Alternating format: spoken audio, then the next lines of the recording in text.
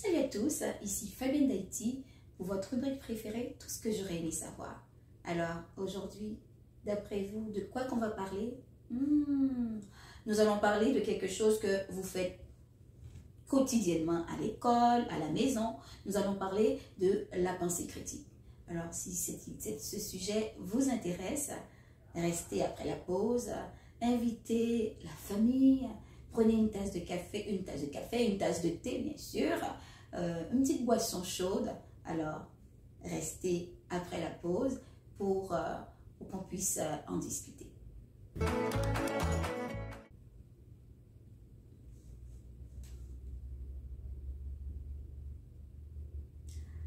Rebonjour tout le monde. Alors aujourd'hui, notre vidéo va être vraiment une courte vidéo, mais comme on dit souvent, sweet and short, mais c'est vraiment, on va parler de la pensée critique, de la pensée qui nous pousse à réfléchir. Est-ce qu'il vous arrive de prendre des décisions et avant de prendre cette décision et de réfléchir comment? Pourquoi je dois prendre cette décision? Est-ce qu'il vous arrive de vous poser la question, est-ce que c'est bon pour moi ou est-ce que c'est avantageux pour moi? À quel point c'est désavantageux? Est-ce qu'il vous arrive de vous poser ces questions? En tout cas, pour moi, quand j'avais votre âge, oubliez ça, je ne me posais pas la question. Mais de plus en plus, je prends de l'âge, de plus en plus, je me dis, waouh, si j'avais cette pensée critique dans ma vie, j'aurais pu m'éviter comment je pourrais dire, plein d'expériences malencontreuses. Mais est-ce que je regrette ces expériences? Non, mais c'est parce que les expériences du passé ont forgé mon caractère.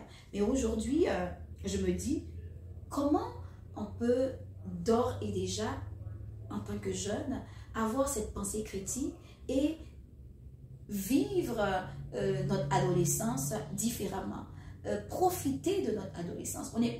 Adolescence n'est pas obligé de rimer avec problème ou situation, mauvaise expérience ou et tout, comme j'ai vécu et plein d'autres. Être adolescent peut être quelque chose d'extraordinaire si toutefois on prend le temps de réfléchir. Mais réfléchir comment? Moi, je pense que à l'école, c'est quelque chose qu'on apprend aux jeunes à faire parce que ça fait partie, comment je pourrais dire, d'une compétence dans les écoles québécoises, dans les écoles canadiennes, avoir la pensée critique, pouvoir vous poser la question. Vous pensez que c'est quelque chose qui est nouveau? Non, on va voir dans la Bible, qu'est-ce que la Bible nous dit par rapport à la réflexion. Prenez votre Bible dans Proverbes 5, juste le verset 1 et 2. Vous pouvez aller lire tout le Proverbe 1. Vous pouvez même lire, prendre un temps dans votre temps de jeunesse, d'aller lire et relire Proverbes. Ça, c'est vraiment un livre que j'aime vraiment beaucoup lire, même à 40 ans et plus, j'aime beaucoup lire Proverbes. Donc, qu'est-ce que ça dit dans Proverbes par rapport à la réflexion?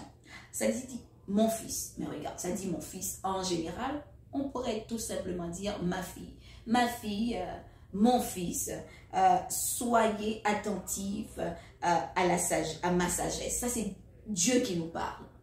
Parce que quand on ouvre la Bible, c'est Dieu qui nous parle. Même si c'est l'histoire de, comment je pourrais dire, de Salomon ou l'histoire de quelqu'un d'autre, mais c'est Dieu qui vous parle au travers de ces personnes. Ça dit bien. Donc, c'est la sagesse qui parle. Et Dieu, il est la sagesse en personne.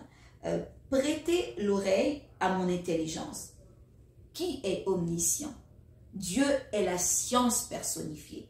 Et je dis souvent, un chercheur, c'est celui qui se pose des questions. Et vous devez être un chercheur, puisque votre papa céleste, c'est un chercheur. Donc, la science, c'est exactement Dieu en personne. Donc, Dieu nous appelle à être attentif à sa sagesse. Dieu nous appelle à prêter l'oreille à son intelligence. Et pourquoi? Pourquoi Dieu veut qu'on puisse prêter tellement attention à sa sagesse? Parce que sa sagesse va nous protéger. Sa sagesse va nous aider à prendre les bonnes décisions.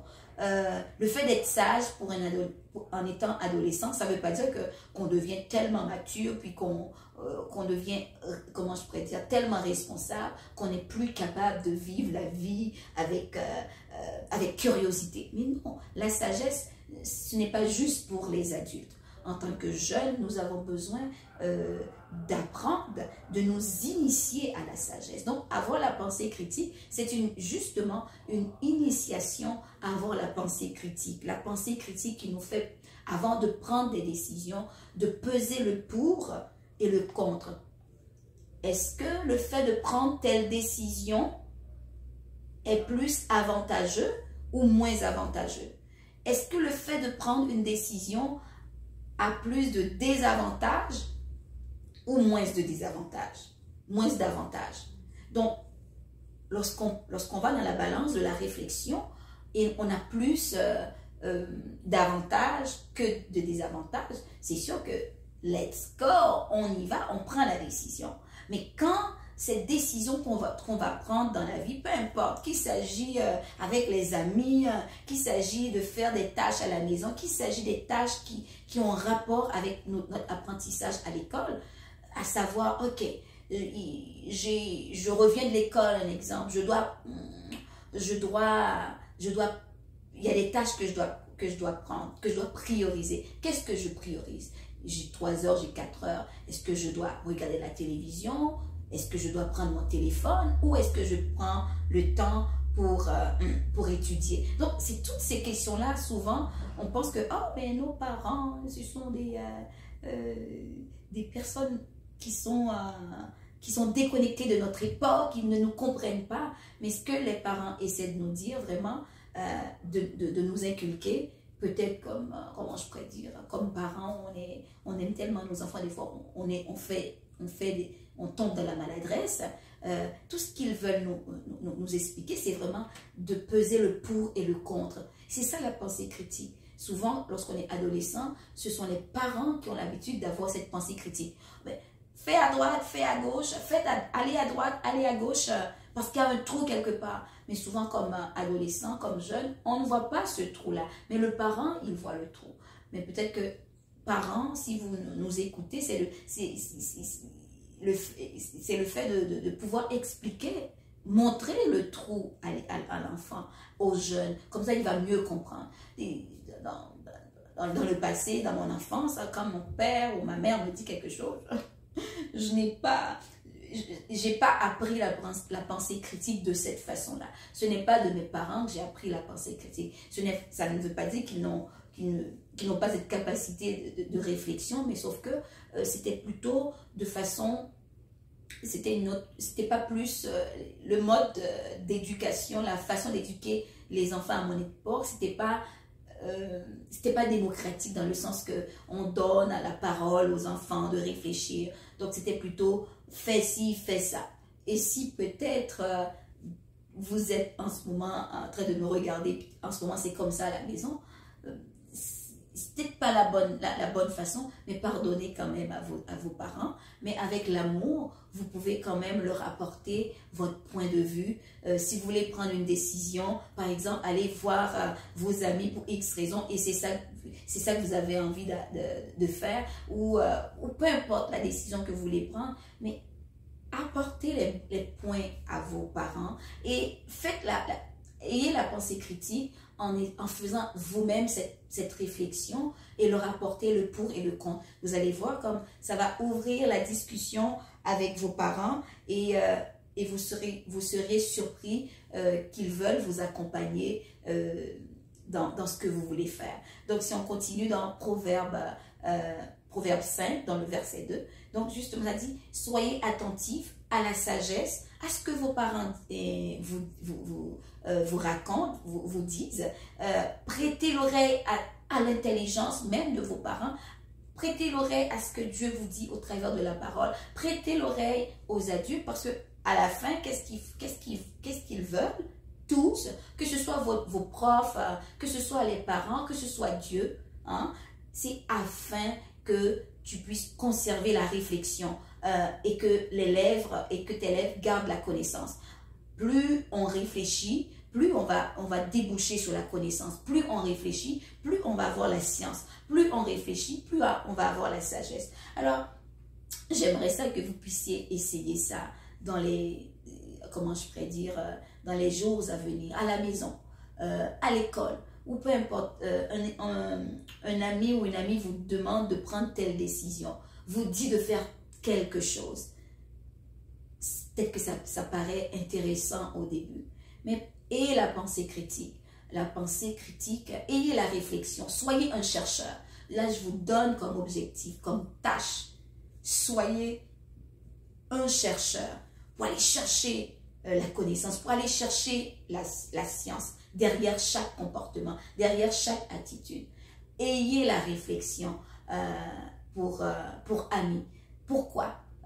Vous pouvez utiliser les sigles, les 3 QPOC. Un Q, le premier Q, c'est pour qui. Le deuxième Q, c'est pour quoi. C'est pour le quoi. Q-U-O-I. Le troisième Q, c'est pour qui, quoi et quand. Donc, parfois, dans votre réflexion, il va y avoir ces 3 éléments. Et pour l'autre sigle, c'est le P. Le P, c'est pour pourquoi. Quelqu'un veut que tu fasses quelque chose, il faut que vous sachiez pourquoi. Ça va me rapporter quoi? Ça va me rapporter quoi? À court terme? Ça va me rapporter quoi? À moyen terme? Et à long terme, ça va me rapporter quoi? Il y a beaucoup d'expériences que j'ai eues, mais j'ai pas eu le temps. J'ai pas pris le temps. On m'a pas parlé de la réflexion. J'ai pas eu le temps de le faire parce que ça ne paraissait pas important. Mais j'ai compris que avec le temps, à long terme, j'ai subi les conséquences de certaines expériences. J'ai subi les conséquences de certaines décisions. Mais si vous prenez l'occasion, l'opportunité de répondre à ces questions-là, le P, c'est pour pourquoi? Qu'est-ce que ça me rapporte à moi, à court terme, à long terme? Et qu'est-ce que ça rapporte aussi? Pourquoi l'autre veut que vous fassiez quelque chose? Ça lui rapporte quoi? Et en tant qu'enfant de Dieu, on peut rajouter un autre pourquoi. Qu'est-ce que ça fait? Pourquoi? Qu'est-ce que ça va faire à mon âme? Parce qu'on peut bien faire quelque chose, on dit tout le monde le fait, c'est correct, je suis contente. Mais est-ce que ça nourrit mon âme? Est-ce que c'est important pour mon âme? Et l'autre si, c'est le O. Le O, c'est pour où? C'est où ça va se passer? Dans un endroit ouvert, fermé? Est-ce qu'il y a des adultes? Est-ce qu'on va me voir? Est-ce que je suis cachée pour le faire? Et le comment? Comment je vais réaliser cette chose-là? Ça va impliquer quoi? Donc, dans chaque situation, ne serait-ce que, peu importe l'aspect dans votre vie, vous voulez prendre une décision. Croyez-moi sur parole. Prenez l'habitude de vous poser ces questions-là. Ça va vous emmener dans la réflexion et plus vous allez réfléchir, même un exemple, vous voulez acheter quelque chose et vous dites je veux telle chose. Prenez le temps de répondre à des questions. Pourquoi? Pourquoi je veux l'avoir? Pour satisfaire un besoin à court terme, à moyen terme, à long terme. Qu'est-ce que ça va? Quel impact? Quel effet cette chose, cette situation, cette expérience va avoir sur moi? Et si je suis capable de me regarder dans un miroir, si à long terme, ça va me procurer la fierté, pourquoi pas? Parce que si j'ai de la fierté, mon âme va être bien et je ne vais pas détruire mon âme, je ne vais pas blesser mon âme, alors ça va bien, c'est dans le meilleur des mondes. Alors vraiment, comme je l'avais dit, c'était sweet and short comme rubrique, mais vraiment prenez le temps de faire cette expérience-là. Prenez le temps d'utiliser cet outil-là, les 3 QPOC. Vous posez les questions pour vous emmener dans la réflexion, pour mieux réfléchir, pour mieux comprendre. Et pourquoi pas, même dans vos cours d'histoire, même dans vos textes en français à l'école, parce que vous avez un texte devant vous, les 3 QPOC, c'est toujours utile. Les 3 QPOC pour vous emmener dans la réflexion. Les 3 QPOC pour avoir la capacité de réfléchir sur les choses qui vous entourent, pour avoir la pensée critique. Quand on vous parle dans une conversation, posez des questions. Ça va vous aider, ça va vous donner l'air d'être intelligent. Pas l'air. La sagesse va être au bout de vos lèvres, parce que c'est ça la sagesse, être capable de poser des questions. Ce n'est pas nécessairement de tout comprendre, de tout connaître, mais à force de poser les bonnes questions, vous allez devenir la sagesse elle-même, vous allez devenir la science elle-même. Parce que les scientifiques, ce ne sont pas les gens intelligents, les scientifiques, ce sont ceux qui se posent des questions. Ce sont ceux qui se posent des questions et qui réfléchissent sur les questions et qui ramassent des données. Alors, ayez la pensée critique, soyez un chercheur. Sur ce, je vous laisse la paix, je vous laisse la paix de Dieu et restez dans l'amour. Ciao, ciao, à bientôt.